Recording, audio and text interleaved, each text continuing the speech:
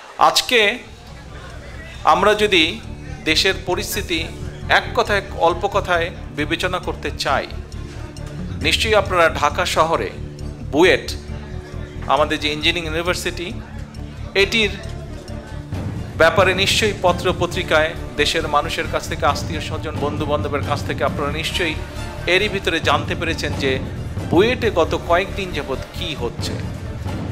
এই বুয়েটে নিশ্চয়ই আপনাদের মনে আছে 2019 সালে আবরার নামে একজন মেধাবী ছাত্রকে হত্যা করেছিল। কারা হত্যা করেছিল? হত্যা করেছিল ছাত্রলীগ নামধারী যে একটি সন্ত্রাসী সংগঠন আছে, এই সংগঠনটির লোকজন আবরারকে হত্যা করেছিল। আবরারকে কেন তারা হত্যা করেছিল? আবরারকে হত্যা করেছিল, আবরার বাংলাদেশের স্বাধীনতার পক্ষে, বাংলাদেশের সার্বভৌমত্বের পক্ষে কথা বলেছিল, প্রতিবাদ জানিয়েছিল বাংলাদেশের স্বাধীনতা সার্বভৌমত্বকে যখন হুমকির মুখে ফেলা হয়।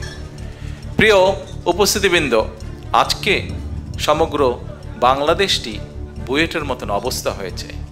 আজকের এই যে আমরা ভোট ডাকাত যাদেরকেই বলি, ভোট চোর যাদেরকেই বলি, মাফিয়া ডামি সরকার যেভাবেই আমরা বলি না কেন, আজকের যেই আওয়ামী লীগ তারা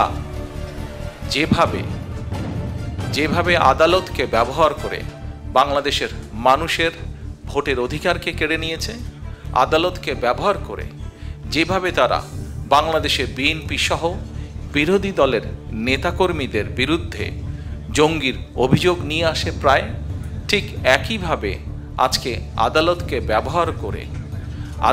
ব্যবহার করে তারা বুয়েটের ছাত্রছাত্রীদের উপরে, মেধাবী ছাত্রছাত্রীদের উপরে তারা একইভাবে অত্যাচার নির্যাতন চালিয়ে এসেছে।